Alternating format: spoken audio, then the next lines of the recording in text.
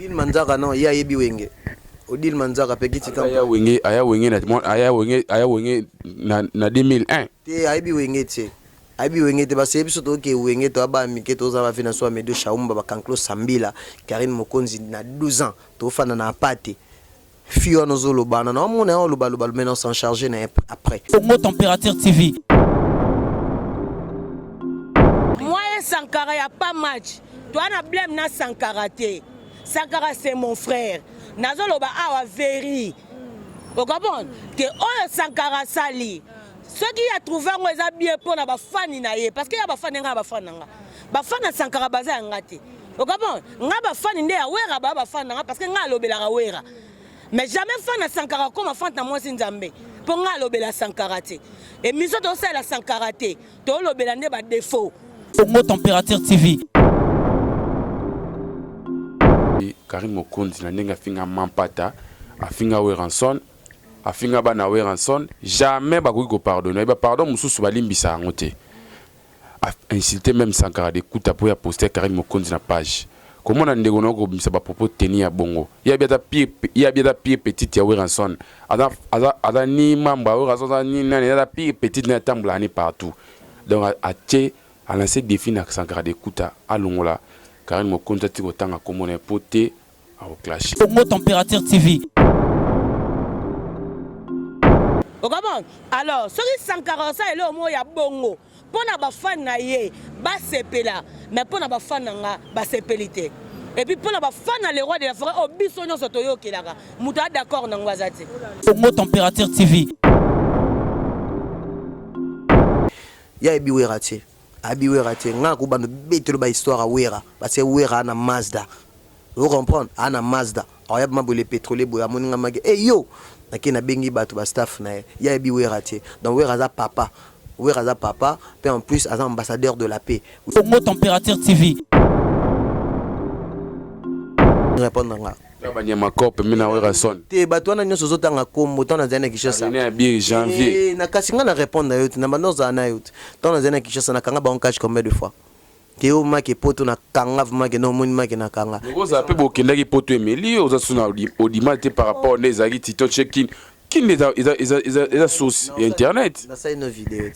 Ça la chaka mamba bien. Des gens vont regarder parce que baby que non ces gars là, c'est un Congo Température TV. Pour comprendre que petit titan mam na ça là. Cette fois-ci ça ba bien en remontada. Au moins ni piana bana terre. Ouais ba mani ki ba kangi catch. Ba mai kilo kamba yo koka. Bien na kanga ba tu catch combien de mois. Congo Température TV. Charge. Na betango trésor, na betango Shadrach donc na betango comprendre yo yebi ke ngana soldat. Na soldat. Et bon loko ezala kana il faut oyebana nan. Moni biso déjà si to yebani, so déjà ba sentir parce que na benga ngolo la fief Kinshasa. Donc Kinshasa quoi fief so inspiré ka kitoko obetino maram. Congo Température TV. 3 mois na mona na kin. Barifulonde barifulagi liboso avant de continuer banano émission. Barifulonde barifulagi liboso to yé non normal. Congo Température TV. Cause on a chance ou cause on a chance t'es quelque chose en tout cas ne balobara chance ne mutunzami mutape ça donc cause on a chance à poto ou bien chance à pototer pour la question non ils a vraiment pourquoi on a posé question. Oui. Naebi le pourquoi poser question ana. Non, parce que au tuninga qui non, vous avez la chance à poto parce que Msusu, au moins qui non, on a la Kinshasa, peut-être le but qui non, vous avez la chance à poto, vous avez la chance. 3 mois. Congo Température TV. Niamakor, janvier. Ngana siko ba te ba niveau ya bato zo tanga wana ngana ko tanga ngana niveau wana ti. Ngana na niveau na bango ti. Wa normalement na bisa. Na ba dans un niveau vraiment na bagage na mambu tout. Congo Température TV. Non, tu vois, quand on dit que l'internet c'est pas l'église, hein, pour répliquer, je dois répliquer, mais pour moi, quand même, tant que ça va délire, mais si c'était pas beau, on a insulté, on a côté la vie privée à Moutou. Non, c'est pour recadrer Moutou Yebi. Sauf qu'on recadrer Moutou, pourquoi pas recadrer Moutou? Donc, recadrer, parce qu'on est dans le sang. Nous avons pas recadrer, internet et églises, et puis qui dans ta parmi les chroniqueurs, les journalistes, les connus, les lofos, les bayango, so tali bateau, baranapoto, partout, soit tali bonnet, lobby, na soleil, na maman, na Nancy, femme d'affaires, na soleil, na Londres. Donc ils ont un bateau qui non baby qui peut gagner. Il s'agit que non ne na quand biso to dala. Il s'agit que répliquer maintenant répliquer na nenga bien ça na nenga mo boy. Yo bika ezara un peu élevé non. Congo Température TV. Et ensemble na kin. Oui, yom tout ça la charge. Au ça la charge. Mais à Moutou, te Maramutu ya soutenir ngani mona sala ngo pegi titan parce que litonga na bundi mais na moni ke bat bazana bango basa Congo Température TV. Pegi titan nzo ipa pegi titan na minute à nos camarades amis à Karine Mokondi en plus au éviter aux Autogram tu ça le boy. Congo Température TV. Vous avez informé nous tous à la nommé attaché de presse donc chargé à communication il y a musique il y a Karine Mokondi. Congo Température TV. Pour l'instant, comme chargé, attaché de presse, il y a musique, il y a Karine Mokonzi. Par rapport, il y a intelligence. Là, par rapport, il y a dos. Par rapport à l'administration, tout est bien quoi. À part Wanang, donc, Peggy Titan, camarade Karine Mokonzi, donc, bateau, va soutenir Karine Mokonzi, c'est bien. Parce que nous avons ça là, donc, Karine Mokonzi, Alinga Bongo, quoi. Avec ça, donc, c'est bien. Encourager parce que Karine Mokonzi a été délaissé. Vous voyez bien par rapport à l'équipe nationale mais le lot quand je vois défendre elle a été oui quand je vois le lot de gens comme vraiment maximum bazo défendre Karine majorité plutôt et comment ça l'a bien donc je fais un bon travail. Mon natie botalelanga Congo Température ya maman Rosette la fleur nadambu. Après avoir défilé dans la cité Pola, mais cette fois-ci... Congo Température TV. Désormais, suivez-nous sur cette chaîne. Congo Température TV. Congo Température. La patronne, Rosette la fleur d'amour, chaîne à solo. Émission religieuse. Théâtre, musique, environnement. Émission sportive. Émission politique, donc, nulle part ailleurs. www.congotempérature.com. Pour nous avoir information à temps réel. Congo Température. Et na mo pepe asika. Ya tobina Congo Température. Et na mo pepe asika. Flat Hotel Rosette 1, Rosette Hotel Rosette 1, Rosette 2. Bana poto, bana mokili mobimba. Vacancier, vacancière. Awa tozali bongo na place Rosette 1, Rosette 2. Bino mozali komona. Yoso sakana ngona mikili. Okuta nango awa. Donc place Rosette 1, place Rosette 2. Ezali bongo synonyme ya Paris to Bruxelles to États-Unis. Awa oyeka na bilamba to valise na yo. Nyoso okuta nango awa. Groupe électrogène industriel local à l'entreprise minene bana poto en tout cas à cause la décité contactez biso na numéro oyo pour na ba réservation na bino nyoso awa tozali bongo na place Rosette 1 Rosette 2 bino mozali komona ba réalisation on ezalate Flat Hotel Rosette 1 Rosette Hotel Rosette 1 Rosette 2. Caméra cachée reçoit Peggy Titan les parallélos. Bonjour. Bonjour caméra cachée, bonjour partout dans le monde. Bonjour na Odette Mouziki depuis Paris, la femme forte de Paris. Bonjour na Jolili Attal en chair et en os. Bonjour na Clairbo Boula mignon garçon de Paris, le Babyface, les Gramado Boula déjà Kinshasa. Donc bateau Toubolinga Peggy Titan, Marcel Kachina na Bordeaux, bateau Toubolinga Ngai na Londres, na Paris. Maman Eugénie Kassai, mère Nangai, mère fashion de Nantes, bateau tout bolinga Peggy Titan Boda vraiment ébélé. Donc le lot na première émission donc ils ont qui non na leki awa na caméra cachée parce que awa ils ont vraiment parlé parce tous les cas quoi. Ouais parler si vous les Peggy Titan, le peut tout soit nous non bien. On a la chance à poto, toi on a la chance à poto te. Non normalement qu'on a la chance ou qu'on a la chance t'es quelque chose bah tout cas ni balobara.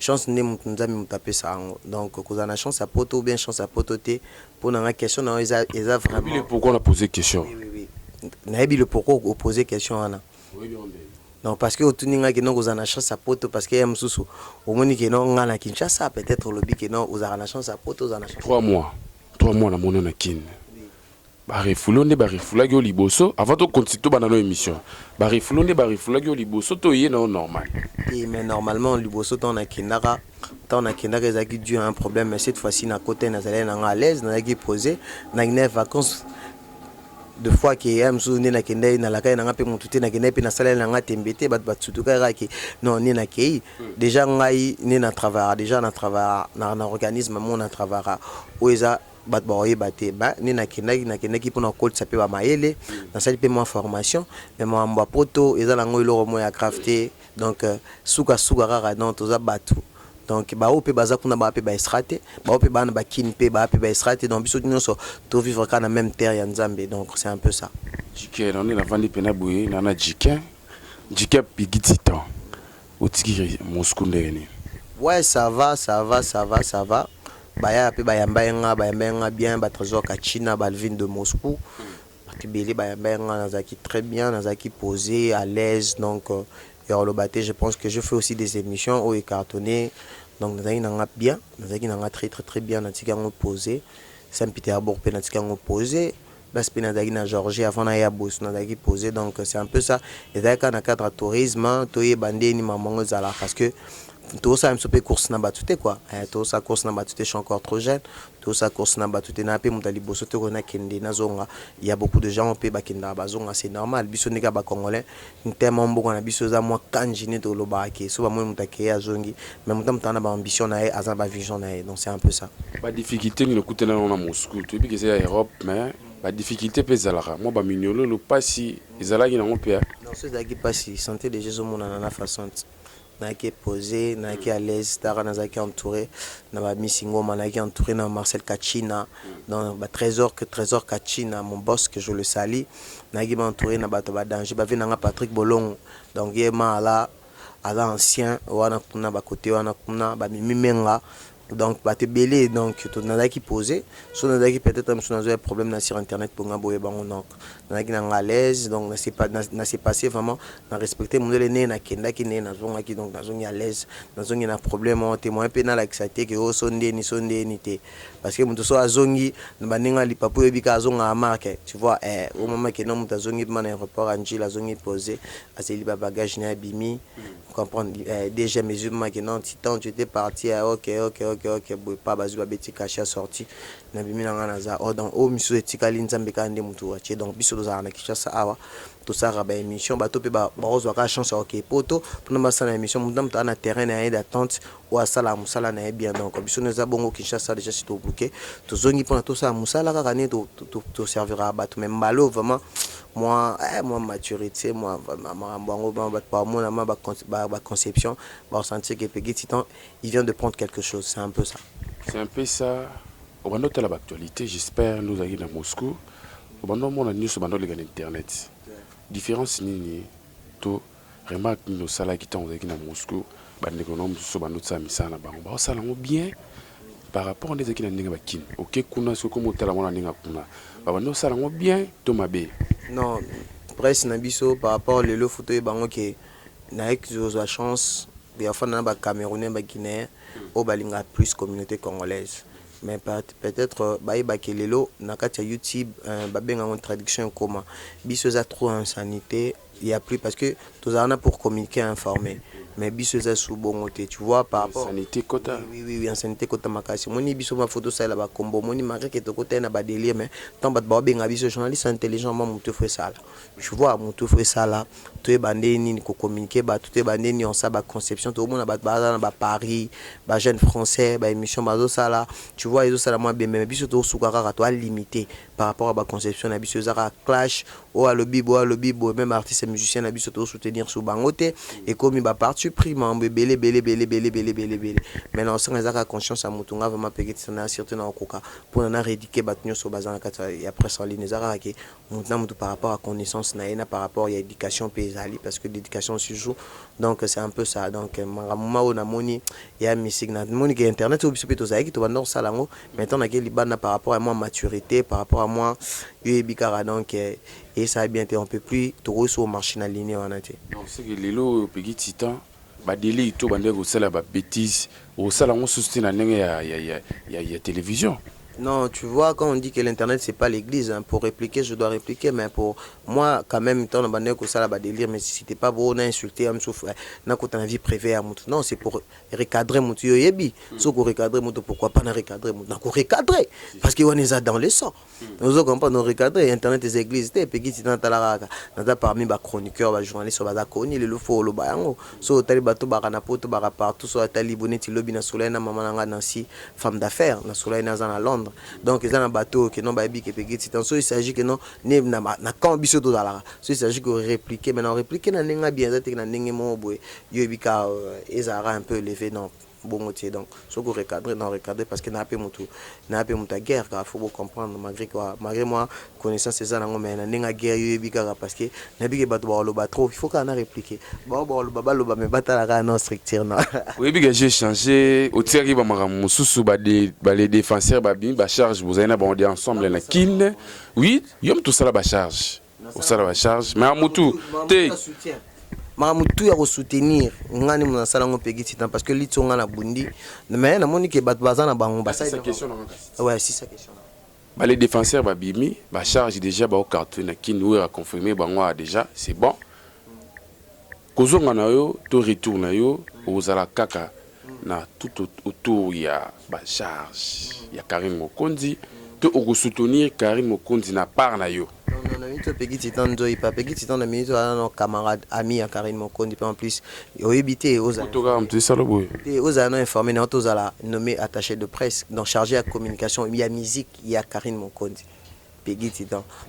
Pour l'instant, comme chargé, attaché de presse, il y a musique, il y a Karim Mokondi. Par rapport, il y a intelligence, par rapport, il y a dos, par rapport à l'administration, tout est bien, quoi. À part Wanang, donc, Peggy Titan.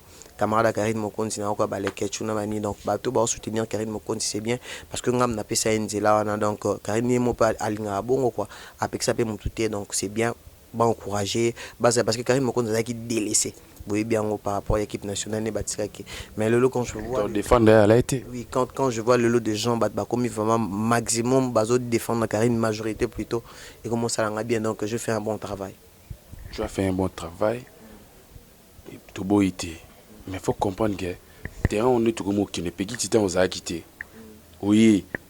Par rapport à game aux allées dans nos société. Au dimanche aux allées dans nos société. Ils ont facilité les locaux y maman peut quitter ton to sur ton vidéo 20 000 30 000. Au coca charge. Non betango trésor non betango Shadrack donc non betango comprendre yo yebi ki ngana soldat.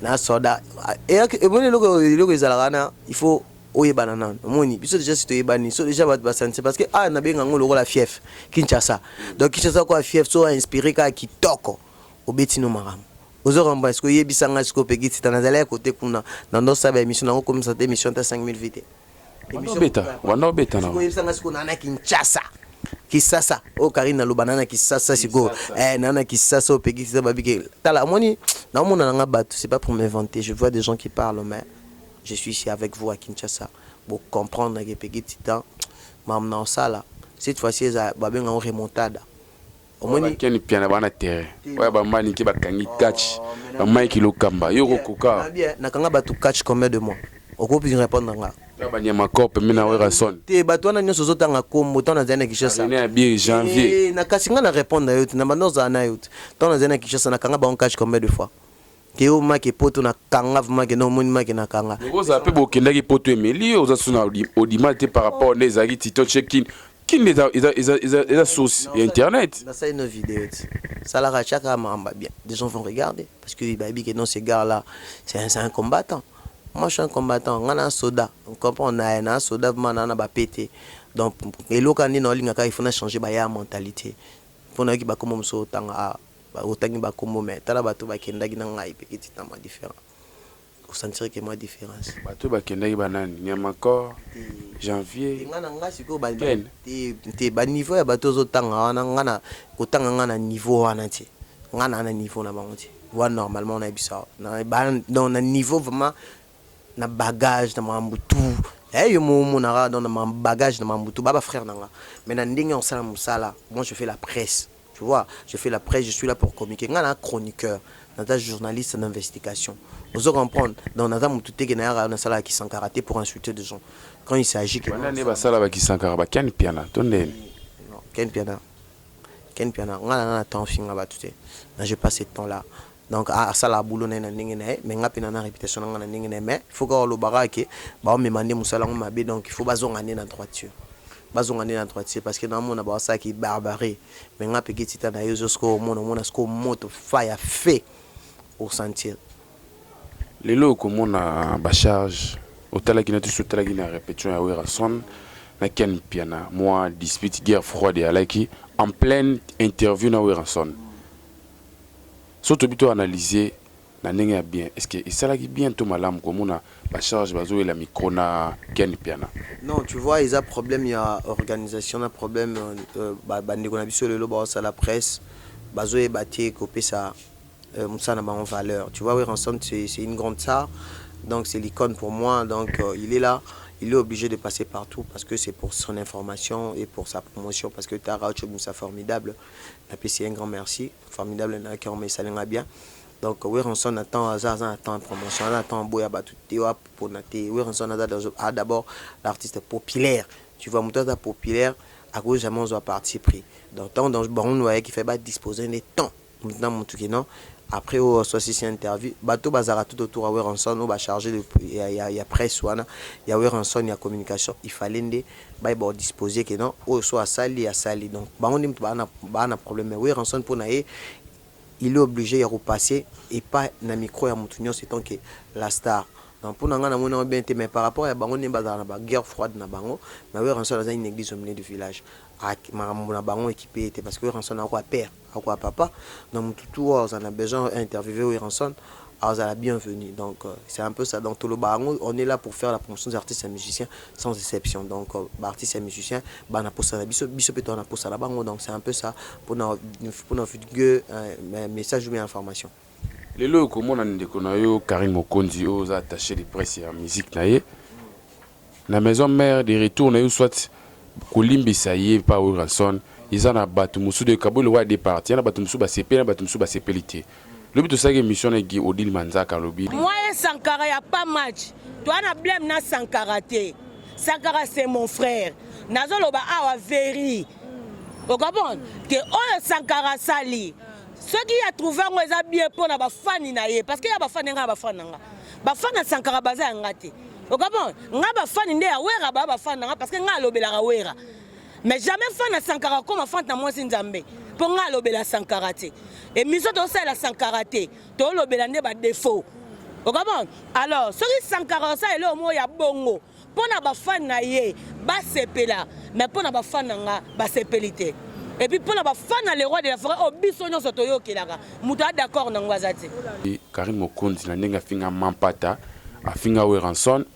Afinga ba na Ranson jamais ba ko pardonner ba pardon mususu balimbisa ngote a insulté même Sankara de kuta pour ya poster Karim Mokonzi na page comment na ndeko na ko bimisa ba propos tenir bongo il y a bien ta pied petite ya Ranson ada ni mamba Ranson ni na ya pied petite na tambla ni partout donc a té a lancé défi na Sankara de kuta alongola Karim Mokonzi ti ko tanga komona poté a clasher Odile Manzaka non ya yebi wenge Odile Manzaka pekiti temps aya wenge na 2001 te aibi wenge te ba sebi soto ke wenge to ba mike to za ba fina so medo shaumba ba kanklo sambila Karim Mokonzi na 12 ans to fana na pate fio no zolo bana na mo na lo balu maintenant s'en charger na après ya aibi wera te nga ko bando betelo ba histoire a wera parce que wera na Mazda vous comprenez ana Mazda ayab mabole pétrolier boya moninga mage yo nakina bengi bato ba staff na ya bi werate donc weraza papa puis en plus as ambassadeur de la paix Ranson alinga kimia Ranson aza mutu mo boete azara na ba fardo bato mutema Ranson na bon d'état dernièrement je viens de suivre émission sala qui une répétition sala qui na lemba okainenga loba pour na kofi balimisa Ranson a besoin mutu nyonso parce que mes mères ils a parmi orchestre ça populaire puis en plus ça formidable parce que Odile Manzaka ba créer ba polémique moi papa mais s'en charger après parce qu'il y a ça moi à ma tête soit Monique non oui rançon d'abord to non droit de naissance non ya mabele parce que oui rançon a mon la banda toi on a droit ya lobby la mamba oui rançon ya za ke non orchestre na bango kuna orchestre bon pesa kuna bana matete pe bazame soki ya oui rançon atika rythme konza serna asalani babi limité finga mampata finga oui rançon jamais à quoi kozonga baby pardon mususu pe est impardonnable selon ba propos tenir Odile Manzaka mampata c'est babi ngene c'est ma pasteur il est là il prêche après chaque parole de Dieu aibinde ni akolimbisa yo ebina kutu bato ba finga ma ba danger mais le pe bazana bato na balia na bango Karina mwana la samba puisque la fille là ozo beta combo Karine la samba bi la samba 4 coins maintenant na bi la samba te Odile Manzaka ay Manzaka ay Odile Manzaka bi la samba te mtabia bandon na 2001 on na habité 2001 na habité rebi ko zo transport ko longa matete so ya la samba ya moi distance bisone bato wanoza balingwa la babanda to na moi distance moi pembeno ko zo moi transport Victor Kitwana na rompa gambelo koti mamoti la samba atika ba polémique wana atika oloba parce que so oloba pe ba charge pe ba fan de ligne été ay pe ba to pe ba osana pe ba attaquer parce que ba défenseur ba zanga mo pe suna ina sa su banzoi na sala banzoi de Karine Mokonzi yo mon leader banzoi de Karine Mokonzi ngana leader partout na leader mais ce que banzoi su ba tout à l'heure oui bisinga ke mambo ana te yo ye banzoi ba ka batuka groupe de soutien ba no benga biso ba no zela ka pekiti tamba ya po ba kisa masusu. C'est oui, avec force, des retours avec force. Mais il faut donner des meilleurs de toi pour tout le monde. Le ketchup, hôtel Iboulou, le ketchup par rapport à ma mission. Le ketchup, à combien de classe au Liboso par rapport à revenu à travail. Le bagage le ketchup n'a pas délire, le bagage le ketchup n'a pas koufinga, le ketchup n'a pas télé-réalité, mais l'autre monde le ketchup avant d'ici boulot, chaîne et mati. Comment on a le ketchup, il n'a pas délire. Est-ce que ça pour aux en succès? Il faut ça la délique tout ça. Même pas déjà pour notre succès, tu viens bien parler là, on est là pour communiquer, informer. Bisou a payé déjà toi déjà ma figure emblématique. Parce que yebisanga na minute on a ça la délire dans ça délire. Na minute on a ça la délire dans ça ce qu'on délire comment. Na sunatan ça délire t'es juste on a dit que na besoin de ça ba nouvelle conception.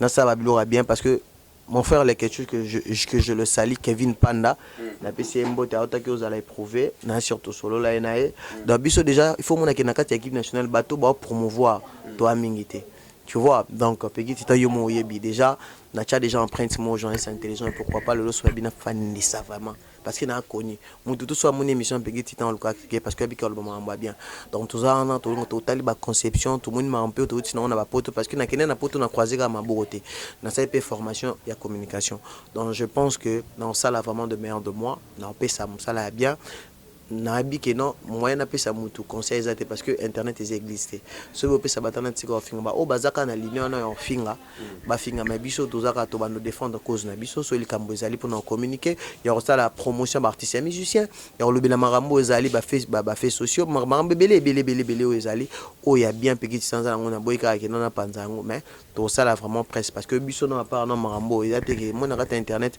ya te konga na tangaki wana ezala ti na rata internet ezaka pesaka makambo ne makambo bato bandima on a peki ça nga even na za permanent mamtu za permanent na bosser na travailler na ngavoto parce que ba surprise ezebele ba surprise ezali donc ezaka ke non tout ça ndi musala malamu quoi bato déjà si ba yebi déjà ba yebi biso ce qu'on a mis ton ça sous délire quoi parce que bata poto balinga bango souhaiter na insulter ba vagin bato bela lobela ba non c'est pas ça nga pina oyebinga ne na zaki na banda ko recadrer mais façon na banda ko recadrer banda ke pi mabi bato pamso no pesa ba conseil donc je veux pas que non na ça na problème na mutu tout azana azana kata internet mari que tout soutenir Karine Mokonzi c'est notre sœur nga pina lobaki Karine Mokonzi azana ba frère na ba sœur ana ba ennemi donc c'est un peu ça biso na biso to ba congolais donc musala d'abord aux prioritaire d'abord c'est pour communiquer informer de personnes oui bike bata Karine on va comme appeler bata lobela Karine ba comme belé ndongo zalaka liboso banda bunda yo moko na banani oui bike ba comme belé yutika ba charge ba les défenseurs ba bakisama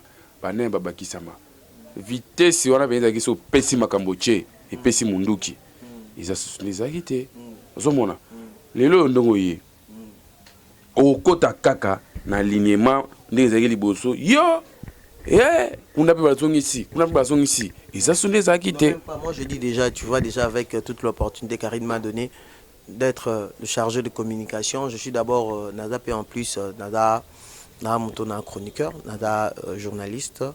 À part ça, na standing déjà na comment déjà auto bandolo que ça gi comme ezali. Tout année moi ba le ketchup ba Freddy Akim déjà pegiti tant comme c'est quota. Si on a continué toujours kana déjà. Je comprends, on doit déjà ba responsable donc c'est ba c'est la nini pegiti dans les retours na kin ba c'est la nini. Non ba c'est la vraiment ba analyser bien parce que nous déjà on est là on réfléchit bien quand on parle déjà ba que papa na bana parce que ngane à part déjà malgré je faisais mes délires mais nataki na ba fana ba amitié ba bébé papa on aime bien voir Peggy Titan donc base la rara ba mon ara Peggy Titan par rapport ya mamutu ndenge koli mais bateau bazo finga baza donc tozana ba en classement oti donc biso doit ba niveau mon donc ba nemo lo la ba vena biso nani comme ne nani na bosa lendele tu vois ngana koza sur les boulot kuna va kita boulot oui boulot kita mais ara qu'il faut pesa maman internet ya makambo donc faut salara ba blora bien donc internet ya nango existe mais salara blora bien ou ko permettre famille tala yo et permettre batala mal ba kité mutozo lomamba bien parce que les ateka qu'il faut finga bato finga zo mona ke ba population na bango te ba tikara limité donc maman finga za sur internet c'est sur na gasé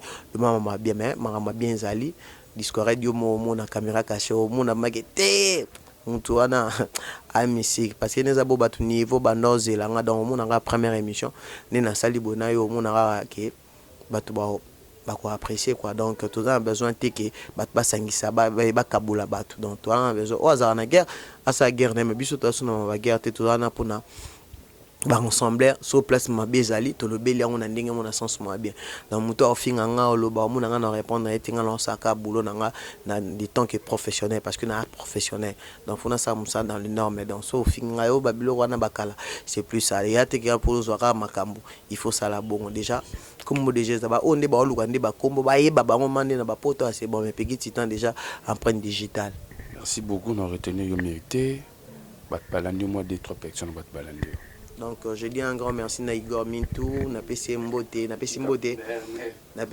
Riche Kapinda R9, futur marié, maman Rosette la fleur d'amour malgré que on néglige à nos Peggy Titan mais toujours première émission awa.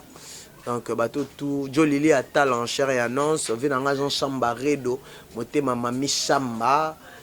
Donc on a bébé Nabiso Preston, na PC un grand merci. Na PC un grand merci na Ami Gongombo, le célèbre parisien. Na pesi mbote na Claire Boboula le mignon garçon de Paris et na bossé des trésors Kachina Alvin de Moscou. Un grand merci na yo, un riche noir ami singo mapé na pesi mbote bateau tout bolikanga Odette Muziki, la femme forte de Paris. Maman Eugénie Kassaï, un grand merci à toi. Et maman Françoise, mère fashion de Nantes. Odette Ngina, na pesi un grand merci.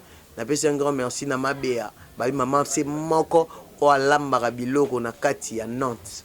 Et on a pesi mbote na pesi batutu bolinga ngai ming Mylène Monje, Elisabeth Monje na Finlande, Mimi Menga dans batutu bolinga nga mon vieux Blaise Baston, motema Virginie Baston, Peggy Titan Kinshasa, Patrick Bilan Fouamba le véritable irlandais.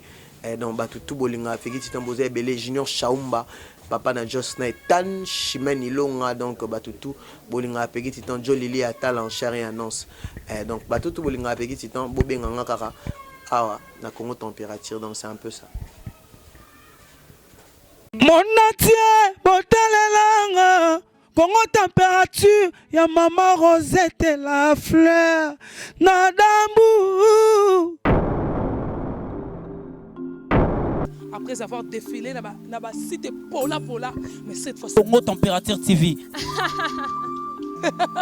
Désormais, suivez-nous sur cette chaîne. Congo Température TV. Congo Température. La patronne, Rosette la fleur d'amour, chaîne à solo. Émission religieuse. Théâtre, musique, environnement. Bah, émission sportive. Émission politique, donc, nulle part ailleurs. www.congotempérature.com. Nous avons information à temps réel. Tobina, Congo Température. Et y a mon pépé Asika. Ya Tobina, Congo Température. Et y a mon pépé Asika. Flat Hotel Rosette 1, Rosette 1, Rosette 2. Bana poto, bana mokili mobimba. Vacancière, awa tozali bongo na place Rosette 1, Rosette 2.